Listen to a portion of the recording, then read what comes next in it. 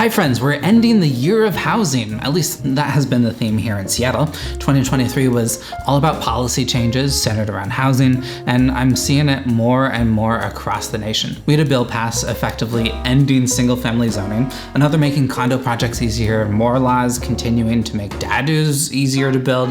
And this is great news in theory, but housing's still really expensive. In the past 5 years, we've seen houses go from an average of $815,000 to 1.08 $8.5 million. That's a 33% increase.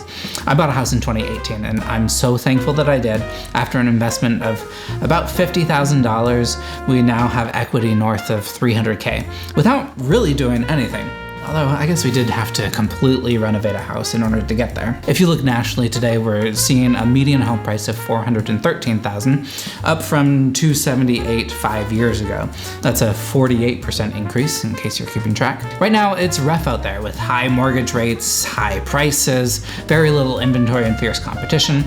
Some people are sitting around waiting for everything to crash down around us, but they've been saying that for I don't even know, as long as I can remember, and they've missed out on some good opportunities. So, while I love thinking that I made such a good financial move in buying a house when I did, and that I have so much equity to throw around, it really sucks that housing is so expensive and it's increasingly becoming a luxury to have a safe, comfortable place to live in most major metropolitan areas, especially in Seattle, and we're only 7th on the list of most expensive homes in the US. I don't know what to do or say about this, but I guess I'll keep talking about what's happening to the state of housing, because I think that housing is fundamental to a healthy, productive, fulfilling life. I give really boring real estate advice because successful real estate investments are boring. And that is this: buy a home as early as you can. Everyone I've ever talked to has confirmed this. Buy early, hold forever. I had a conversation with a client recently that kind of shook me a little bit though.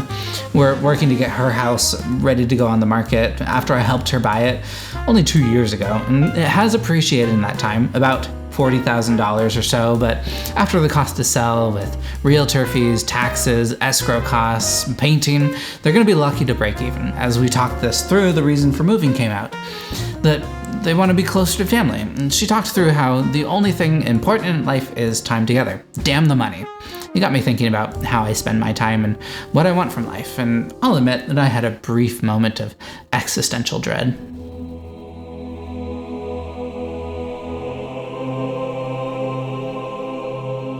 Right now, new construction is where the opportunity lies. Prices are good, builders want to pay off their loans and move product. You can get nice rate buy-down scenarios. The trade-off is kind of bland style, lots of stairs, and kind of small spaces on subdivided lots.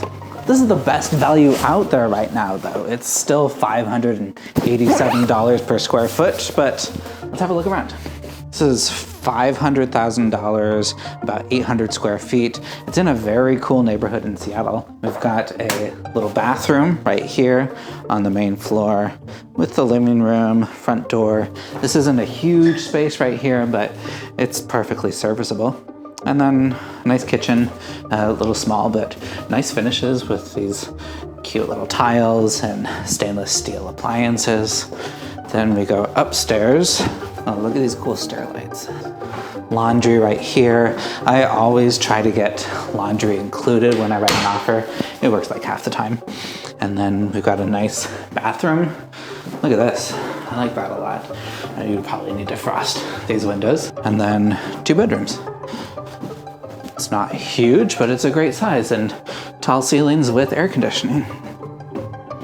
You can rent for a lot less than buying right now, true, and all power to you if that's what you want to do. The lifestyle is easier, it's cheaper up front, but you're gonna have to run the numbers to find out if it makes up for appreciation. Sure, if you can't make the monthly payments work, then go rent. You don't need me to tell you that. But if you want to be efficient with your money and you have a little bit extra, then I think the appreciation offered in a major metropolitan city is going to more than make up for the cost difference on the monthly payment. Let's compare with $1 million house, for example, and this is for like a young family, young couple who wants space to grow. With 20% down at 7.5%, that's going to be like $6,300. You could probably rent a similar home for I don't know, $4,500, and that's a $22,000 difference over the year. But as long as the market appreciates at more than $22,000 a year, you're going to break even between buying and renting, which if you average out the last couple of years, then the Seattle area at least has appreciated at $27,500 every year. Although 2018 saw a like $70,000 drop in median price, so I guess that's the risk you're taking. I always wanted to be an architect, but couldn't really cut it in school. So instead, we're gonna make a illustration of real estate through gingerbread.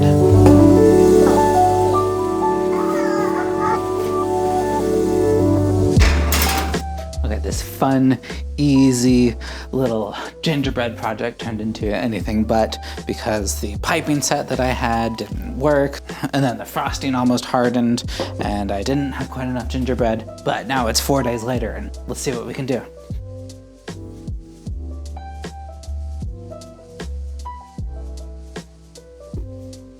Yeah, so these look pretty horrible. Good thing I didn't become an architect. I'll try and decorate them later, but I want to try and make the illustration before Celie gets up from her nap. Okay, this isn't anything too new. It's just been formalized a lot more. There's a ton of houses around the city that sit on a lot. Let's call this cutting board a property. And you know, it's a smaller house, big backyard. It makes this neighborhood not super dense. So what you can do is you can tear this house down, and then you can build a house that's closer to the property line with an ADU that is connected with a closet, and then you can go and build a cottage in the backyard. So you maximize the lot and make a much denser neighborhood.